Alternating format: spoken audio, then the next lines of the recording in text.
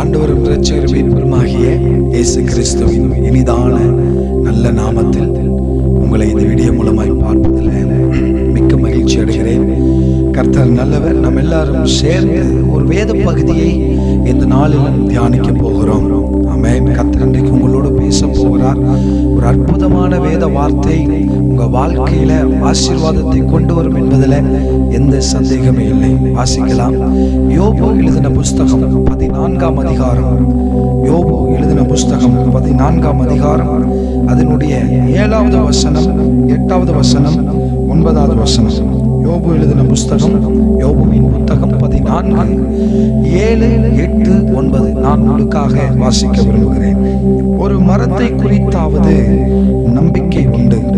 அது வெட்டி போடப்பட்டாலும் திரும்ப தலைக்கும். அதன் இளங்கிளைகள் துளிர்க்கும். அதன் வேர் தரையிலே பழையதாகி அதன் அடிக்கட்டை மண்ணிலே செத்தாலும் தண்ணீரின் வாசனையினால் அது துளிர்த்து இளமரம் போல கிளைவிடும். ஆமென். நல்ல கவனிங்க. இந்த வேத பகுதியை எழுதினது தேவனுக்கு பயந்து பொல்லாப்புக்கு விலகின, ஆமென், கர்த்தருக்கு ஜீவித்து பயந்து நடந்த யோபு என்கிற பக்தனை நம் வேதத்தில் எல்லாருக்கும் தெரியும். இந்த வேத பகுதியை, வேத புஸ்தகத்தை யோபு அப்படின்னு வந்தாவே நம்முடைய நினைவுக்கு வருகிறதான ஒரு காரியம் என்ன அப்படின்னா, யோபு பலவித பாடுகள், போராட்டம் வந்தது, எல்லாத்தையும் இழந்தான் அப்படின்னு நம்ம நிறைய முறை பைபிள்ல நம்ம வாசித்திருக்கிறோம். கவனிங்க. யோபுவை குறித்து வேதத்துல பரிசுத்த ஆண்டவர், பரிசுத்த ஆவியானவர் மிக அற்புதமான ஒரு சத்தியத்தை இங்கு நமக்காக எழுதி வைத்திருக்கிறார். ஊட்ஸ் தேசத்திலேயே யோபு பெரிய செல்வனாய், சீமானாய் அவன் வாழ்ந்து வந்தான். ஆமென். யோபு 1ஆம் அதிகாரத்துல நாம பார்ப்போமானால், யோபுனுடைய 1ஆம் அதிகாரம் 1 வசனத்திலேயே நல்ல கவனித்து, ஊட்ஸ் தேசத்துல யோபு என்னும் பெயர் கொண்ட ஒரு மனுஷன் இருந்தான். அந்த மனுஷன் சுத்தமனும் சன்மார்க்கனும் தேவனுக்கு பயந்து பொல்லாப்புக்கு விலகுகிறவனுமாய் இருந்தான். ஆமென். கவனிங்க. யோபுவை குறித்து வேதத்தில் அநேக பேர் சாட்சி கொடுத்திருக்கிறாங்க. வேத புத்தகமே யோபுவை குறித்து ஒரு சாட்சி கொடுத்திருக்கிறது. 2வது பாத்தீங்கன்னா பைபிள்ல ஆண்டவர் அவனை குறித்து ஒரு சாட்சி கொடுத்திருக்கிறார். சாத்தான் யோபுவை குறித்து ஒரு சாட்சி கொடுத்திருக்கிறார். ஆமென். அது மாத்திரம் அவனுடைய நண்பர்கள் யோபுவை குறித்து சாட்சி கொடுத்திருக்கிறாங்க. அவனுடைய மனைவி யோபுவை குறித்து சாட்சி கொடுத்திருக்கிறார். நல்ல ஒரு சாட்சியுள்ள வாழ்க்கை வாழ்ந்தவன் தான் இந்த யோபு. ஆமென். யோபுனுடைய வாழ்க்கையில அவன் பாருங்க, முதல் அதிகாரத்துல ஆரம்பிக்கும் பொழுதே அவன் ஊட்ஸ் அப்படிங்கிற ஒரு தேசத்துல பெரிய செல்வனாய், சீமானாய், ஐஸ்வர்யவானாய் வாழ்ந்து கொண்டிருந்தான். ஆமென். சிலருடைய வாழ்க்கை, ஆமென், தாவீது நீங்க எடுத்துக்கீங்களே, ஆமென், யோசேப்பு எடுத்துக்கோமே. தாவீது யோசேப்பை பார்த்தா ஆரம்பத்துல கஷ்டப்பட்டு வாழ்ந்தாங்க. அவங்க படிப்படியா உயர்த்தப்பட்டு, அதாவது அவங்களுடைய ஆரம்ப ஸ்டேஜ் முதற்கொண்டு அவங்க பிகினிங்ல ஆரம்பத்திலிருந்து அவங்களுடைய லைஃப் நம்ம பைபிள்ல படிக்கிறோம். ஆனா யோபு புஸ்தகம் யோபுவை குறித்து ஆரம்பிக்கும் பொழுதே அவர் கஷ்டப்பட்டாரன்னு நமக்கு தெரியாது. ஆனால் அவர் ஆரம்பமே அவர் ஆசீர்வதிக்கப்பட்டவராய், சீமானாய், செல்வனாய் வாழ்ந்திருக்கிறார். ஆமென். யோபு குறித்து வேத பண்டிதர்கள் சொல்றாங்க, பழைய ஏற்பாட்டிலேயே, தோத்திரம், பழைய ஏற்பாட்டிலேயே யோபு முன்னாடி வாழ்ந்தவர். அதாவது மோசேக்கு முன்பதாகவே இவர் வாழ்ந்திருக்கணும். இன்னும் சொல்ல போனா ஆபிரகாமுக்கு முன்பதாகவே வாழ்ந்திருக்கணும் அப்படின்னு வேத பண்டிதர்கள் சொல்லுகிறார்கள். ஆமென். பழைய ஏற்பாட்டிலே வைத்து ஆதிகாமத்துக்கு பிறகு முதல் எழுதப்பட்ட வேத புத்தகம் யோபு புஸ்தகம் தான். ஆமென். கவனிங்க. இந்த யோபு குறித்து வேதத்தில் வாசிக்கிறோம். முதல் அதிகாரத்திலேயே அவர் பிசாசினால் சோதிக்கப்படுகிறார்.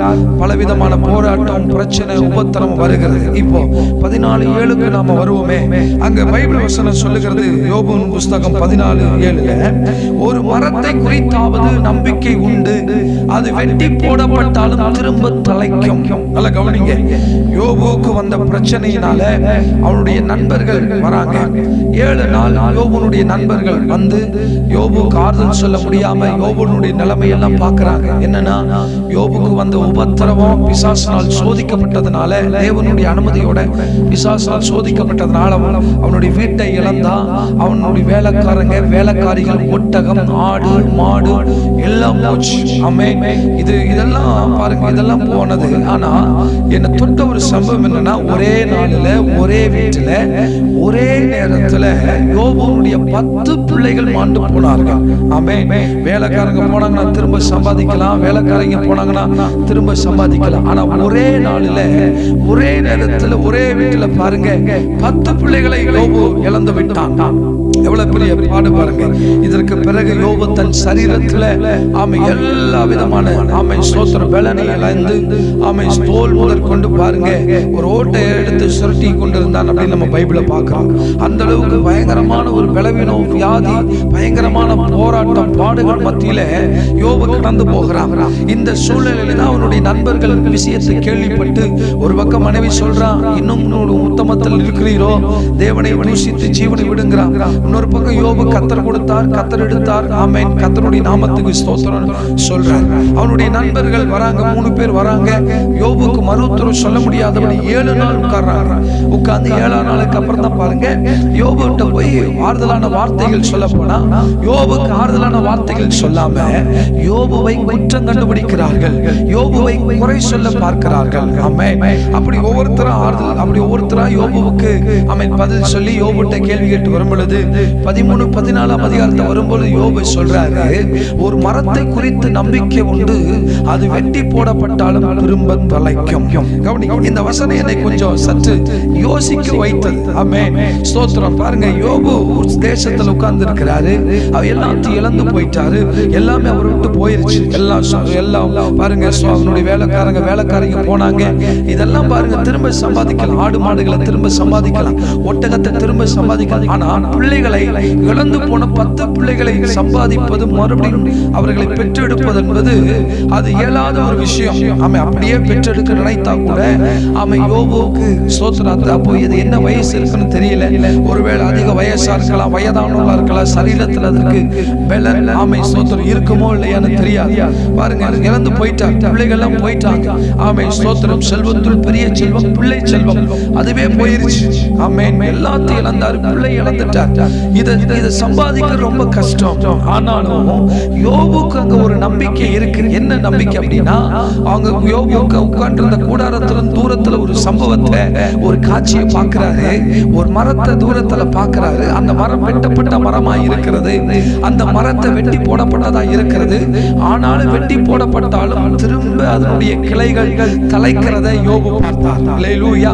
பாருங்க, வெட்டி போட்ட மரத்துல இருந்து மறுபடியும் அதனுடைய ஸ்தோத்திரம் திரும்ப அதனுடைய இளங்கிளைகள் திரும்ப தலைக்கிறதை யோபு பார்க்கிறார். அல்லேலூயா. ஸ்தோத்திரம். பார்த்துட்டு வசனத்தை சொல்றாரு, ஒரு மரத்தை குறித்து நம்பிக்கை உண்டு, வெட்டி போடப்பட்டாலும் திரும்ப தலைக்கும், அதனுடைய கிளைகள் இளக்கிளைகள் துளிர்க்குது. ஆமென். அதனுடைய வேர் பாருங்க தரையிலே பழையதாகி மண்ணில செத்து போச்சு, அடிக்கட்டையில மண்ணில செத்து போச்சு. ஒரு மரத்தை பார்க்கிறாரு, அந்த மரத்துல திரும்ப மரம் வளர்றதுக்கு உண்டான எல்லா சூழ்நிலைகளும் அத்து போச்சு. எல்லாம் செத்துருச்சு, அடிக்கட்டை எல்லாமே பழசாயிருச்சு, அது பாருங்க எல்லாமே போயிருச்சு. ஆனாலும் யோபு பார்க்கிறாரு, வெட்டி போடப்பட்ட மரத்திலிருந்து கிளைகளை துளிர்க்கிறது. அல்லேலூயா. ஸ்தோத்திரம். மனுஷன் மரத்திற்கு ஒப்பனையாய் இருக்கிறான். நல்ல மனிதனோ நல்ல கனிகளை கொடுப்பான். ஸ்தோத்திரம். பாருங்க, நல்ல மரமோ நல்ல கனிகளை கொடுக்கும், கெட்ட மரமோ கெட்ட கனிகளை கொடுக்கும். மரம் யாரு? மனிதனை குறிக்கிறது. அல்லேலூயா. அப்போ மனுஷன் நல்ல கனிகளை கொடுக்கணும். யோபு பார்க்கிறார், வெட்டி போடப்பட்ட மரமே திரும்ப தலைக்கிறேன்னா, வெட்டி போடப்பட்ட என்னுடைய வாழ்க்கையும், நான் மரத்துக்கு ஒப்பனையா இருக்கிறேன், வெட்டி போடப்பட்ட என் வாழ்க்கையும் கட்டாயம் துளிர்க்கும். அல்லேலூயா. யோபுக்கு இருக்கிற விசுவாசம், யோபுக்கு இருக்கிற நம்பிக்கை பாருங்க.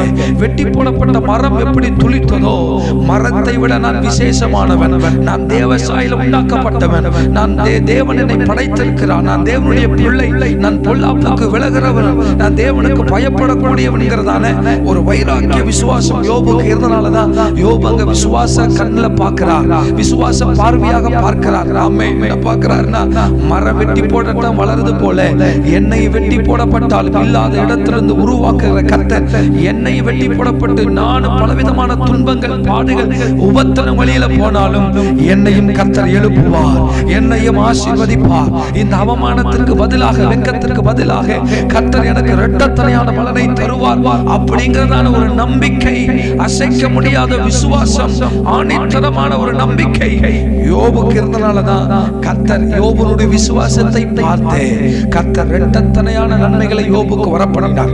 இந்த செய்தி கேட்கிற தேவனுடைய பிள்ளைகளுக்கு சொல்லுகிறேன், ஒருவேளை உங்க வாழ்க்கையில குடும்ப சமாதானம் வெட்டி போடப்பட்டதா இருக்கலாம், உங்க தொழில் ஆமென் உங்களுடைய பிசினஸ் வெட்டி போடப்பட்டதா இருக்கலாம், அல்லேலூயா உங்கள் ஐக்கியம் வெட்டி போடப்பட்டதா இருக்கலாம், ஒருவேளை நீங்க செய்கிற ஊழியம் ஆமென் வெட்டி போடப்பட்டதா இருக்கலாம், அது வளருமோ வளராதோ நீங்க யோசனை பண்ணி கொண்டிருக்கலாம். உங்களை பார்த்து ஒன்று சொல்லுகிறேன், வெட்டப்பட்ட மரமே ஆமென் தானாய் வளருகிறது, அவது இளங்கிளைகள் துளிர்க்கிறது. ஆமென். வெட்டப்பட்ட மரமே வளருமானால் நீங்கள் வளருவீர்கள், நீங்கள் துளிர் விடுவீர்கள்.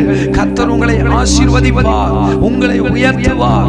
ஆமென். கட்டாயம் மரத்துக்கு அவ்வளவு ஒரு மகிமையை கர்த்தர் வைத்திருப்பார்னா உங்களுக்கு அதை விட மகிமையும் நன்மையும் கிருபையும் கர்த்தர் வைத்திருக்கிறார். தைரியமாக கவலைப்படாதீங்க.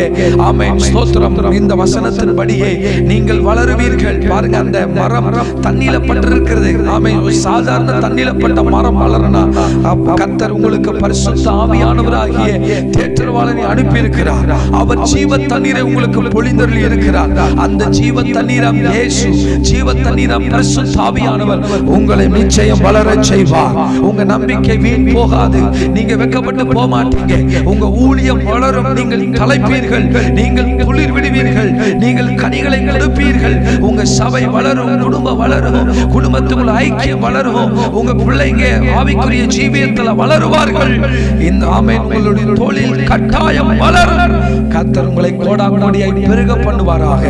அதே இந்த வசனத்தின்படியே கர்த்தர் உங்களை ஆசீர்வதித்து உயர்த்துவார். உங்களுக்காக ஜெபிக்கிறேன். நல்ல ஆண்டவரே, இயேசுவின் நாமத்திலே இந்த வசனத்தின்படியே உம்முடைய பிள்ளைகள் வாழ்க்கையில எவைகள் வெட்டி போடப்பட்டிருக்கிறதோ அவைகளை திரும்ப வளருவதாக தலைக்கட்டும். ஜீவ தண்ணீரம் ஆவியானவர் ஜீவ தண்ணீரை ஊற்றி அவர்களை வளரச் செய்க. ஊழியம் வளரட்டும், குடும்பம் ஆசீர்வாதமாய் மாறட்டும். எல்லா துதி கனமும் உண்டாகட்டும். இயேசுவின் ஜெபங்கள் நல்ல பிதாவே. இந்த செய்தி உங்களுக்கு பிடித்திருந்தால் அநேகருக்கு இதை ஷேர் பண்ணுங்க, சப்ஸ்கிரைப் பண்ணுங்க. கர்த்தர் உங்களை ஆசீர்வதிப்பாராக. God bless you. Amen.